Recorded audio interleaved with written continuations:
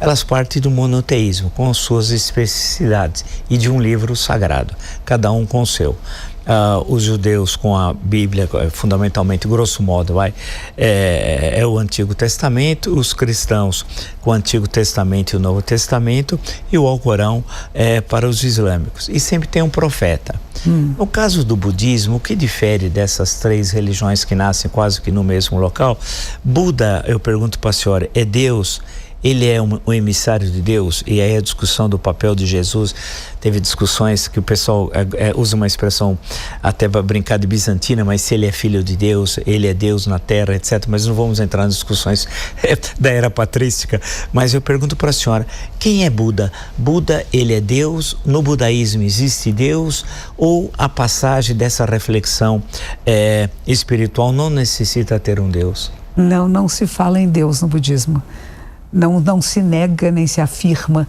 O budismo não tem a noção de Deus, não tem a noção de uma entidade separada da criatura, da criação.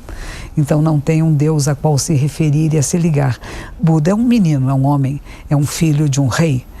E ele vai ter suas experiências místicas e tem uma procura, um questionamento sobre o sentido da vida. Ele, quando nasceu, tinha um oráculo que disse: esse menino vai ser ou um líder político que vai fazer a junção da Índia, que era toda dividida em feudos, em reinos, né? Ou ele vai ser um religioso. Se ele encontrar o sofrimento no mundo, ele vai se tornar um religioso.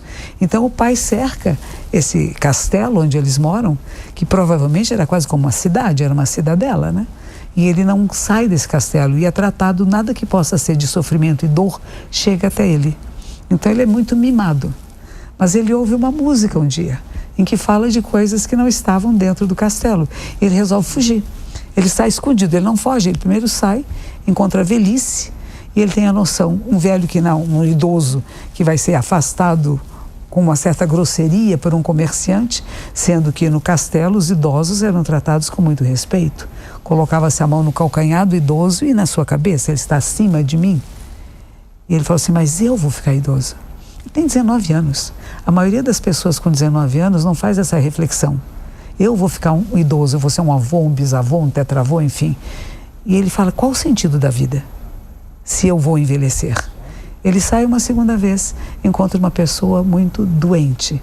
Várias doenças que são possíveis, isso há 600 anos antes de Jesus de Nazaré, na Índia. Ele fala: eu posso ficar doente. Meu pai, meu filho, eu tinha um bebezinho, todos podemos adoecer. Que sentido tem a vida?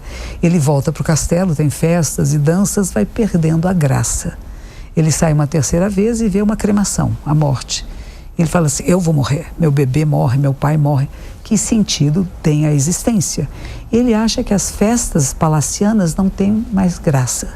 E ele sai de lá. Ele corta os cabelos, o cabelo era o símbolo da casta, os nobres usavam um rabo de cavalo alto, com a sua própria espada ele corta os cabelos, troca suas roupas com um passante que vem ali e vai praticar yoga. Ele encontra um grupo de yogis, sendo que naquela época yoga eram reflexões filosóficas. Ficava embaixo das árvores questionando sobre o sentido da vida. E ele se torna um grande praticante de yoga. E o professor dele diz: você pode ser o meu sucessor. Ele diz: mas eu fui mimado demais. Eu preciso de práticas mais austeras. E então ele vai encontrar um grupo que faz ascetismos, quer dizer, tenho fome, não como, tenho sede, não bebo, tenho sono, não durmo. E ele vira um esqueletinho. Tem algumas imagens de Buda dessa época, é só todos os ossinhos à vista. E um dia ele vai caminhar e ele cai. E ele fala: não estou ficando mais sábio, estou ficando mais fraco. E existe um caminho, que é o caminho do meio, que esse é o símbolo do budismo, é o caminho do meio, não é de extremos. Nem de indulgir, fazer só o que eu quero, quando eu quero, como eu quero, e não negar todas as minhas necessidades biológicas, fisiológicas e emocionais. E ele se senta para fazer meditação, que nós chamamos em japonês de zazen. Za quer dizer sentar e zen é meditação. Embaixo de uma árvore, nas raízes de uma figueira, que existe até hoje uma neta dessa figueira, lá em Bodh Gaya, na Índia. Ele sentou-se e recebeu todas as provocações que a mente humana pode receber quando nós queremos acessar a verdade, quando queremos acessar o Uno. São várias provocações que a gente chama do diabo no sentido de dual, que divide em dois. Então está sentado e pensa, puxa, no meu palácio tinha pessoas me abanando, não tinha esse calor, não tinha insetos, a poltrona era macia. Diz assim, não saio enquanto não encontrar resposta.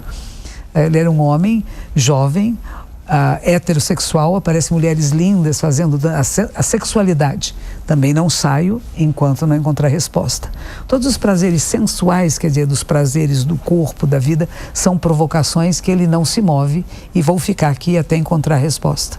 Então diz que mandam energias perversas, ciúmes, raiva, e nada o toca quando houvesse uma redoma, que é a sua determinação de acessar um conhecimento superior. E até que chega o rei dos diabos, dos demônios, que é chamado de Mara na Índia, que diz para ele, você agora é o Buda dos Budas, você é o mais sábio de todos os sábios. Mas ele não é tolo, ele põe a mão na terra e diz, a terra é minha testemunha, terra de onde vem, humus, humildade, ser humano. E o que seria a dualidade desaparece. Ele vê a estrela da manhã e diz, eu, a grande terra e todos os seres juntos, simultaneamente nos tornamos o caminho. Olha que interessante. Eu igual a grande terra, igual tudo que existe no céu e na terra, somos o caminho. Não tem mais um eu separado. É a comunhão absoluta com toda a realidade, com tudo o que é. E ele diz, não vão me entender. E aí tem um aspecto interessante, porque como eu disse, o budismo não tem Deus. Aí ele ouviu uma voz celestial. É maravilhoso, né?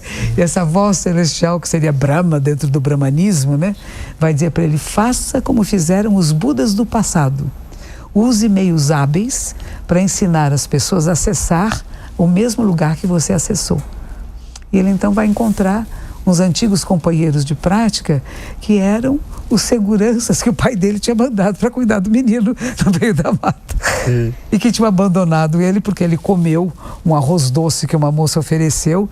Então disseram, ele não é forte como nós, não suportou a fome, né? E aí quando ele vem caminhando, os seguranças, que eram os monges também, os seguidores, né? Dizem, o que você entendeu? Você está diferente. Você entendeu alguma coisa que nós não entendemos ainda.